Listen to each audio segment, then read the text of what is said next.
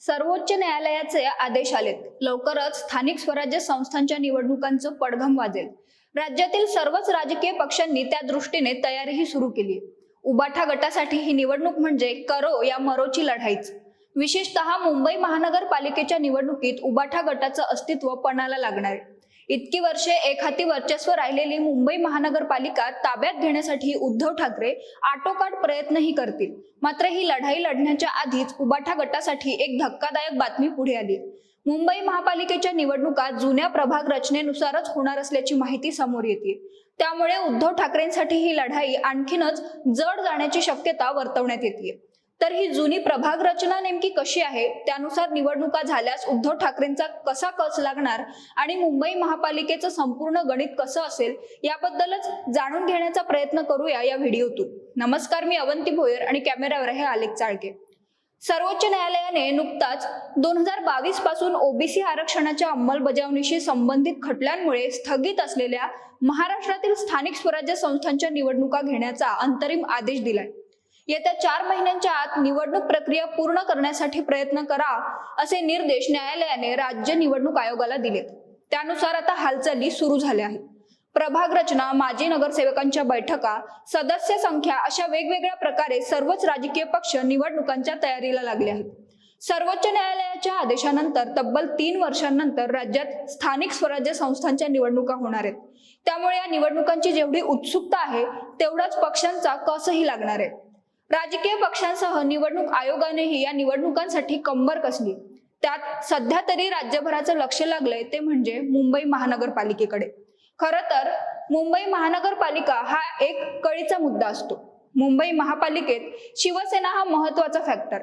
गेली कित्येक वर्ष इथं शिवसेनेची एकहाती सत्ता. त्यात आता शिवसेनेचे पडलेले 2 गट आणि उबाठा गटाची अवस्था पाहता ही निवडणूक फारच महत्वाची मानली जाते. विधानसभेचा निकाल लक्षात घेता उबाठा गट आणि मनसे सारख्या पक्षांसाठी ही निवडणूक म्हणजे अस्तित्वाची लढाई असणार आहे. काहीही करून मुंबई महापालिकेवर सत्ता मिळवायचीच यासाठी सध्या उबाठा गटाची धडपड सुरू आहे. मुंबई महापालिकेवर कायमच वर्चस्व राखणाऱ्या उद्धव ठाकरेंनी ही संधी सोडली तर उरला सुरला उबाठा गटही संपुष्टात आल्याशिवाय राहणार नाही.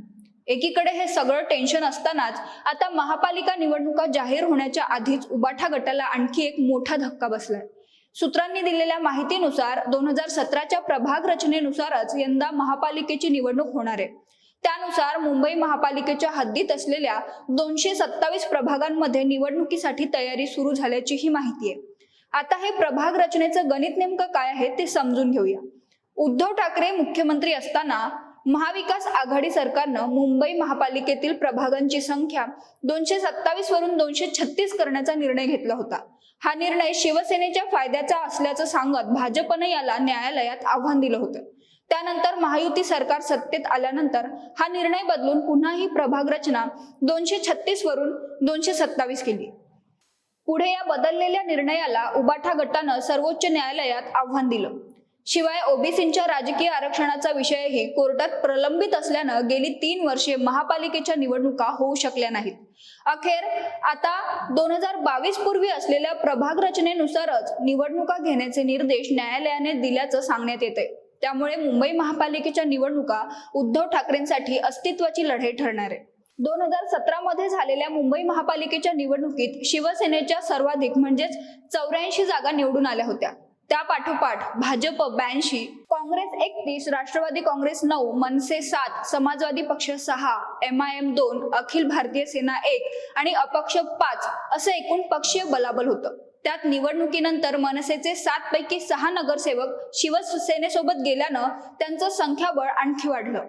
मात्र सध्याची परिस्थिती लक्षात घेतली तर शिवसेनेचे 2 गट पडले आहेत. त्यात उद्धव ठाकरेंसोबत असलेले असंख्य नगरसेवक एकनाथ शिंदेसोबत गेलेत. त्यामुळे आज घडीला ठाकरेंकडे 50 पेक्षाही कमी नगरसेवक शिल्लक आहेत. दुसरी गोष्ट म्हणजे मुख्यमंत्री देवेंद्र फडणवीसांनी नुकतीच स्थानिक स्वराज्य संस्थांच्या निवडणुकीत महायुती एकत्र लढणार असल्याची घोषणा केली आहे. या उलट महाविकास आघाडी एकत्र असल्याची चिन्ह सध्या तरी दिसत नाही. त्यात मध्येच मनसे आणि उबाठा गटाच्या युतीबाबत टाकलेल्या बॉम्बची हवाही सध्या उडून गेल्याचं दिसते. त्यामुळे उबाठा गट स्थानिक स्वराज्य संस्थांच्या निवडणुकांचं आव्हान पेलू शकणार का, हा सध्याचा मोठा प्रश्न आहे. तुम्हाला काय वाटतं? सध्या ठाकरेंपुढे असलेली संकट पाहता उबाठा गट मुंबई महापालिकेचा गड सर करू शकणार का? तुमचं मत कमेंट करून आम्हाला नक्की कळवा आणि महाएमटीबीच्या युट्यूब चॅनलला सबस्क्राईब करा. धन्यवाद.